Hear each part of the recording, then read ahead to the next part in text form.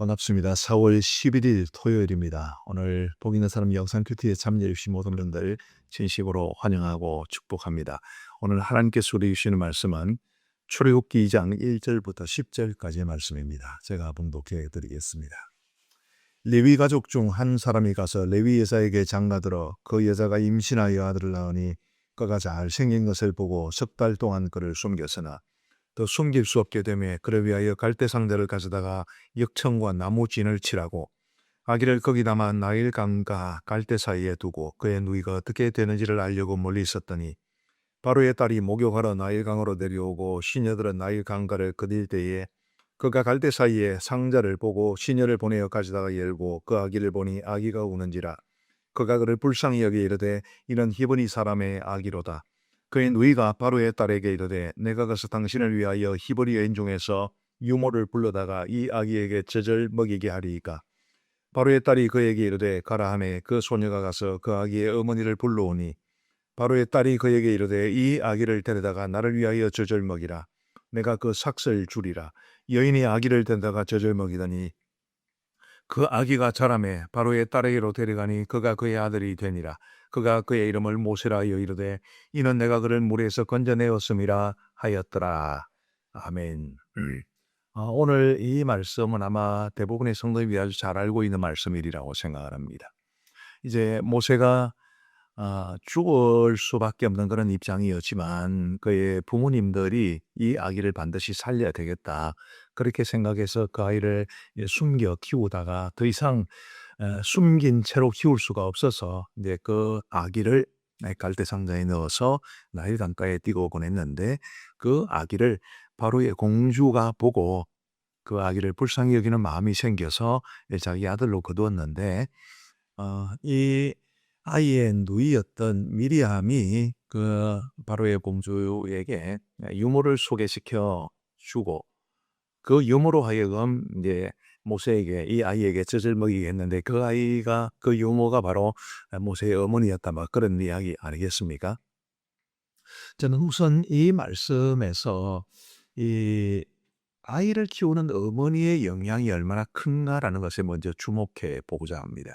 여러분 모세는 이제 히브리 사람의 아들로 태어났지만 이제 애굽의 왕궁에서 자라게 되었고 그리고 애굽의 공주의 아들로서 애굽의 각종 다양한 교육을 받고 또 그 당시는 사회와 종교가 분리되기 어려웠기 때문에 이 애굽의 종교의 영향도 많이 받았을 겁니다.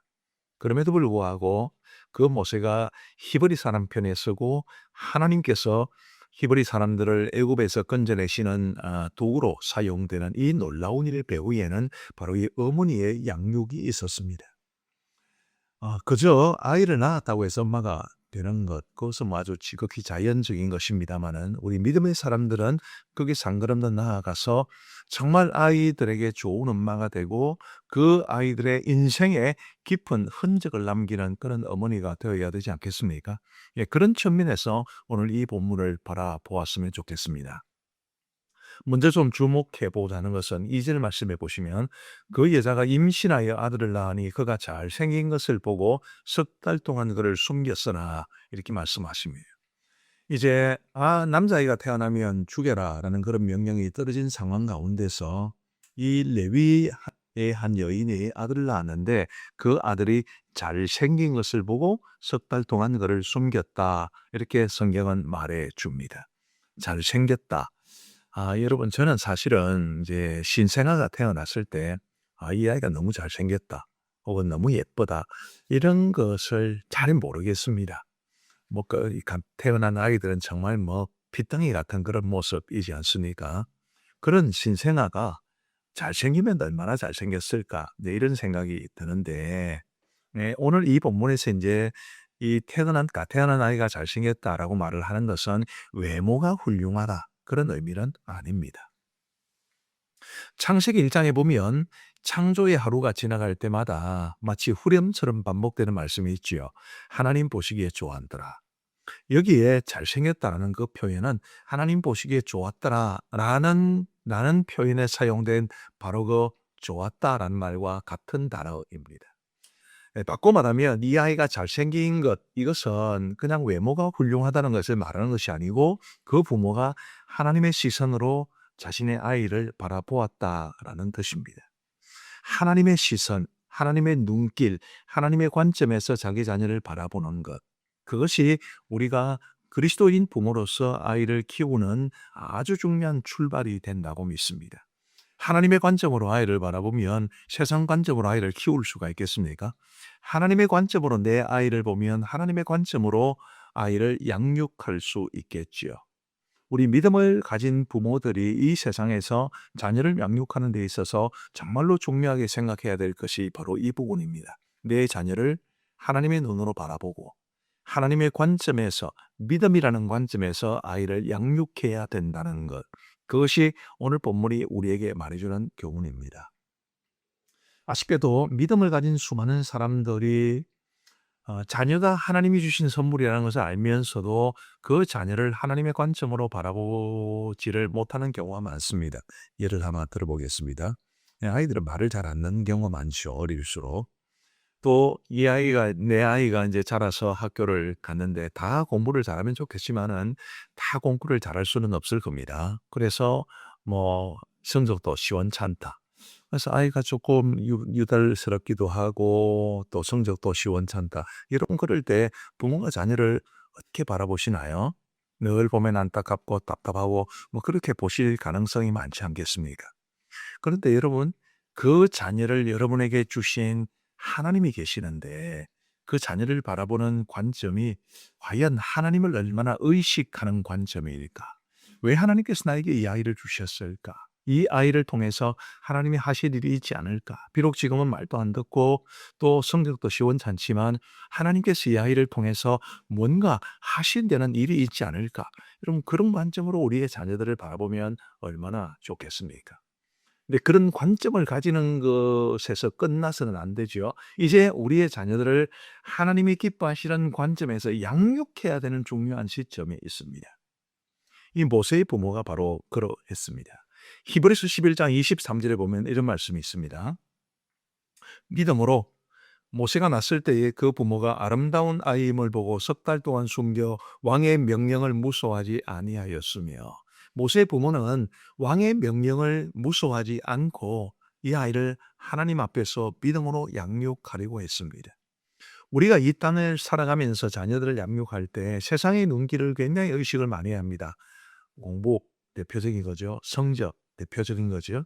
그런 관점에서만 아이들을 양육하려고 하니 늘 우리 아이보다 공부 잘하는 아이들보다 아이들에 비교하게 되고 또 우리 아이들보다 훨씬 더 좋은 외모를 가진 아이들과 비교하게 되고 그러면서 우리 아이들을 참 힘들게 하지 않았나 싶은 그런 생각이 들 때가 있습니다. 사랑하는 성도 여러분, 우리의 자녀들을 하나님의 관점으로 바라보시고 하나님의 관점에서 믿음으로 양육할 수 있게 되기를 간절히 바랍니다. 우리 자녀들 이미 다 큰 그런 부모님들도 괜찮습니다. 지금까지 자녀들 어떻게 양육했는지 모르지만 그것을 되돌릴 수는 없고요. 지금부터라도 하나님 정말 내 아이가 지금 뭐 교회를 안 다닐 수도 있고 또 여러 가지로 문제를 일으킬 수도 있고 그렇지만 그래도 하나님 내 자녀들을 이 땅에 보내주신 하나님의 뜻이 분명히 있을 줄 믿습니다.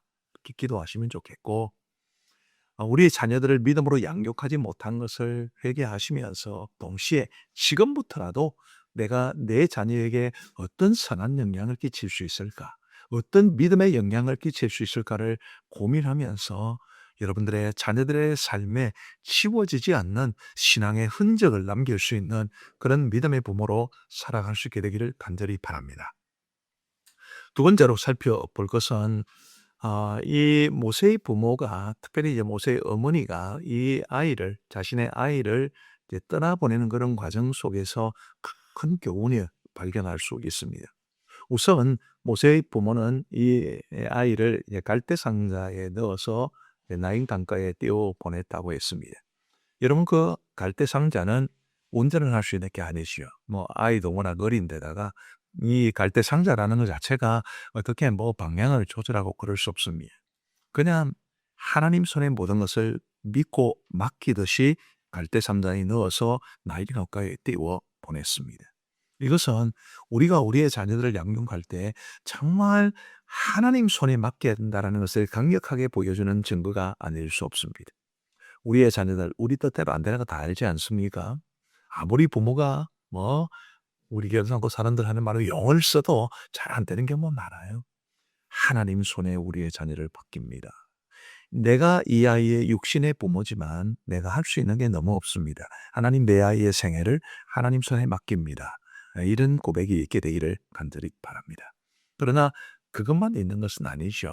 이 모세의 부모가 자신의 아들을 위해서 얼마나 애를 쓰는 걸 한번 보시기 바랍니다. 3절 말씀에 보시면 또 숨길 수 없게 되매 그를 위하여 갈대 상자를 가져다가 역청과 나무진을 칠하고 아기를 거기다가 나일 강가 갈대 사이에 두고 우선 이 부모들은 갈대 상자 자체에 물이 들어오지 않도록 최선을 다합니다. 역청과 나무진을 칠했다. 방수 기능을 이제 입히게 된 거지요. 그들의 노력의 일환이라고 봅니다. 또 4절 말씀에 보시면 그의 누이가 어떻게 되는지를 알려고 멀리 섰더니 그의 누이 미리암이 어린 나이였을 텐데 자신이 원해서 한 것이 아닐 겁니다. 부모가 그 갈대 상자가 어떻게 되는지, 그 갈대 속에 상자 속에 담겨진 아이가 어떻게 되는지를 알아보고 적절하게 대처하기 위해서 이 똑똑한 어리지만 똑똑한 미리암을 통해서 이제 그 일을 살펴보게 했다는 점에서 그 부모들은 또 최선을 다했다는 것을 알 수 있습니다. 바로의 공주가 그 갈대 상자를 발견했는데 저는 이것이 부모의 계산된 의도라고 보입니다. 아마 그들은 우리 아이를 갈대 상자에 담아 어디에 둘까? 나일강가가 얼마나 넓겠습니까? 어디에 둘까를 고민을 했겠죠. 그러다가 아마 제가 추천할 때는 바로의 공주가 목욕하러 나오는 시간, 장소 알고 그곳에 놓아 두었을 겁니다. 최선을 다했다는 것을 볼 수 있습니다. 하나님 손에 우리의 자녀를 맡기면서도 우리가 자녀들을 위해서 최선을 다해 노력하는 것, 자녀들도 그들의 삶을 위해서 최선을 다하는 것, 이것이 조화를 이룰 때에 하나님께서 크신 은혜를 베푸셔서 우리의 자녀들을 하나님이 원하시는 사람으로 빚어갈 수 있을 줄 믿습니다. 우리 기도하시겠습니다. 자, 귀하신 아버지 하나님 감사합니다. 오늘도 우리에게 이 복 있는 사람 영상 큐티를 허락하여 주셔서 우리 하나님의 말씀을 듣고 묵상할 수 있도록 도와주신 것을 감사합니다. 아버지 하나님 특별히 모세의 이제 태어남과 그리고 그 부모가 그를 어떻게 양육했는지 어떻게 그가 바로의 공주의 아들로 자라나게 되었는지를 오늘 말씀을 통해서 배우면서 우리 믿음을 가진 부모들이 자녀들을 어떤 관점으로 바라보아야 하며 어떻게 양육해야 될지를 배우게 하시니 감사합니다. 아직 아이가 어린 우리 성도들에게는 이 말씀이 아이들을 실질적으로 양육해 갈 수 있는 원칙을 제공할 수 있는 귀한 말씀이 되게 하여 주시옵고 이제 자녀가 다 자란 가정이라 할지라도 아버지 하나님이 이미 성장한 자녀들을 위해서 부모가 믿음을 가진 사람으로 어떻게 그들의 삶에 영향을 끼칠 수 있는지를 고민하고 또 손주를 기르고 있는 양육하고 있는 분들에게 은혜를 베풀어 주셔서 손주를 양육함에 있어서 귀한 도전이 될 수 있도록 은혜를 베풀어 주옵소서. 하나님 아버지 오늘도 보이는 삶 영상 교대에 참여하신 모든 분들을 주님의 이름으로 축복합니다. 그 가정에 복을 주시고 그 자녀들 또 손주들 세대 위에 하나님의 크시는 정도하여 주옵소서. 인도네시아에서 사역하고 계신 정승찬 양경하 선교사님이 함께 하시고 현지 교회와 아름답게 동력하게 하사 선교의 열매가 한득 맺힐 수 있도록 은혜를 베풀어 주옵소서. 오늘도 우리 보이는 사람 영상 교대에 참여하신 모든 분들의 삶을 지켜주시기를 간절히 원하옵고 예수님 거룩하신 이름으로 기도하옵나이다. 아멘.